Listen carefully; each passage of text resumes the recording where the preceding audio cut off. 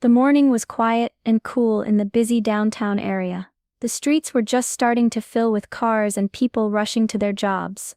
A woman in her early 30s pulled into the parking lot behind a tall office building.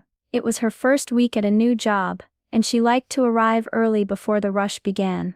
The parking lot was small and crowded. Every spot was precious, and the few spaces marked reserved for tenants only were almost always taken. She was lucky to find one open today. As she waited for a car to pull out, an old, beat-up sedan slowly rolled into one of the reserved spots. The paint was faded and chipped, and the car looked like it had seen better days a long time ago. Her brow furrowed. She knew that spot was not for visitors or workers, only for people who lived or owned offices in the building. Something didn't feel right about this. The man driving looked elderly and slow, but she thought, that's not allowed. Why is he parking there? She kept watching him with growing suspicion, wondering if she should say something. The calm morning suddenly felt less peaceful. The woman stepped out of her car and walked toward the old sedan. The man had already opened his door and was getting out slowly. He moved with careful steps, his face calm but a little tired.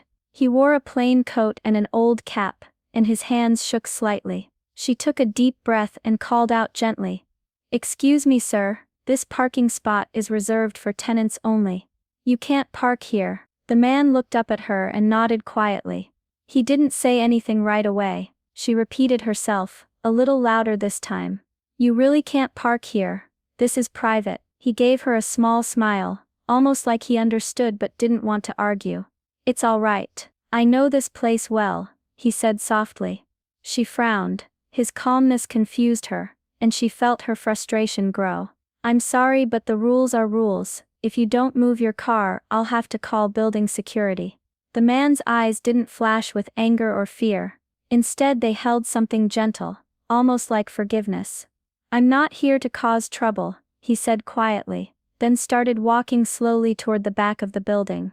The woman watched him, still annoyed. She couldn't figure out why he seemed so calm about breaking the rules.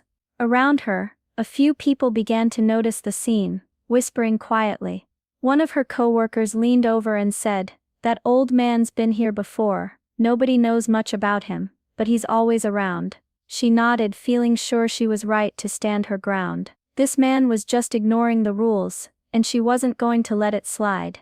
The woman felt a mix of frustration and curiosity as the old man moved toward the back entrance of the building. She stayed close behind, still feeling like she had to make sure he didn't cause any trouble. Her coworker whispered again, "People say he's a little strange, always wandering around like he owns the place but never really says much." That only made the woman more certain. Maybe the man was a trespasser or someone taking advantage of the building's kindness. She pulled out her phone and started recording, thinking, "If something happens, I have proof." As they reached the heavy door at the back, she called out, "Sir, this entrance is for staff and tenants only. Please don't go in." The old man didn't answer. Instead, he reached into his coat pocket and pulled out a small, old-fashioned key. The woman blinked, surprised. She hadn't expected that. He gently slid the key into the lock and turned it. The door clicked open.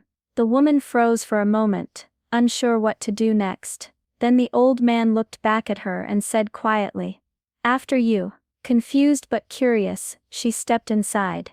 The hallway was quiet and dimly lit. Just ahead, a woman at the front desk looked up, her face lighting up with surprise and joy.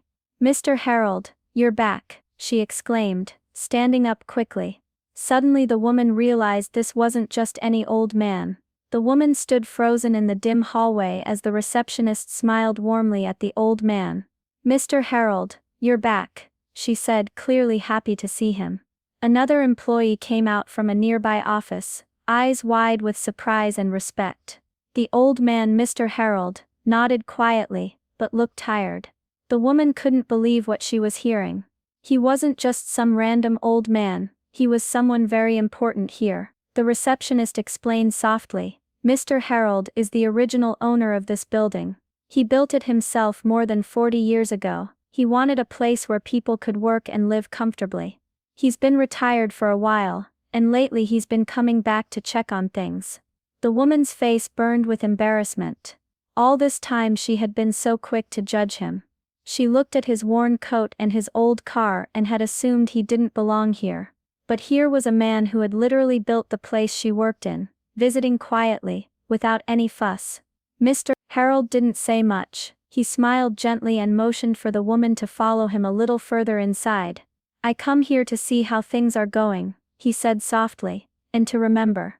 The woman's heart pounded. She felt a wave of regret wash over her. She hadn't just been rude, she had been unfair. But Mr. Harold didn't seem angry or upset. Instead, he showed kindness and patience, as if understanding her mistake. She watched as other employees greeted him warmly, showing respect and care. One told a story about how Mr. Harold had helped a worker through a hard time, paying their rent when they couldn't make ends meet. The woman realized she had much to learn about kindness, respect, and judging others. The woman stood quietly, watching the scene unfold around her. She felt a deep shame creeping into her chest. How quickly she had judged Mr. Harold by his clothes and the old car he drove. She had thought he was just some troublemaker, someone who didn't belong here. But now she saw something very different. The people who worked here didn't just respect Mr. Harold, they loved him. They spoke of his kindness, his hard work, and the way he had helped so many people over the years. One employee shared how he had once helped a young single mother keep her apartment when she was struggling. The woman thought about all the times she had been quick to judge others, based on how they looked or what she assumed about their lives. It was easy to make mistakes when only seeing the surface. Mr. Harold didn't say a word about her earlier harshness. Instead, he simply smiled and said quietly, "Sometimes people just need time to see the whole picture." Those words stayed with her. There was a kindness in Mr. Harold's eyes that she hadn't expected. It was a kindness born from years of experience and understanding. She felt a wish to apologize, not just with words but with her heart. The lesson was clear: everyone has a story, and it's not always visible right away. The woman realized that respect wasn't something you earned just by what you looked like, or how you acted in public. It came from the quiet, unseen kindness people showed over time. As she left the building that day, her mind was full of new thoughts. She promised herself to be slower to judge, and faster to show kindness, even to strangers who might seem different or out of place. Days passed, but the woman couldn't stop thinking about Mr. Harold. She felt a weight in her chest whenever she remembered how she had judged him, without knowing anything. She wanted to make things right. One afternoon she wrote a note. It was simple and honest. "Mr. Harold, I'm sorry for the way I treated you. I didn't know who you were, and I misjudged you. Thank you for showing me kindness when I didn't deserve it." She left the note at the front desk, hoping he would see it. A few weeks later she saw Mr. Harold again near the building entrance.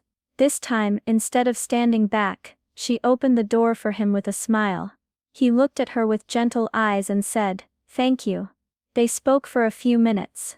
Mr. Harold told her stories about building the office, about the people he had helped, and about the importance of kindness.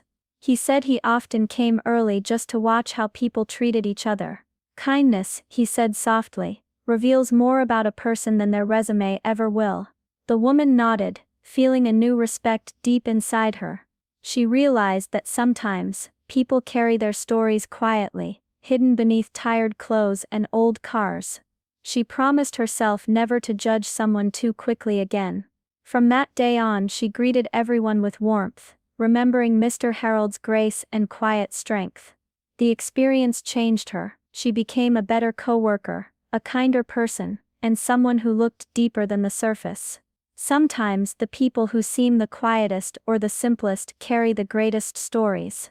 Judging someone by how they look or where they park can lead to mistakes and missed chances to learn something important. The old man, Mr. Harold, built the very building where the woman worked. Yet, she almost turned him away, not seeing the kindness and history behind his worn coat and old car. This story reminds us all: don't jump to conclusions. Everyone deserves respect, even if their story isn't obvious right away. Sometimes the greatest teachers come in unexpected forms: an elderly man with a key, a quiet smile, and a heart full of grace. So before judging, pause, look deeper. Because kindness and understanding might just change your life.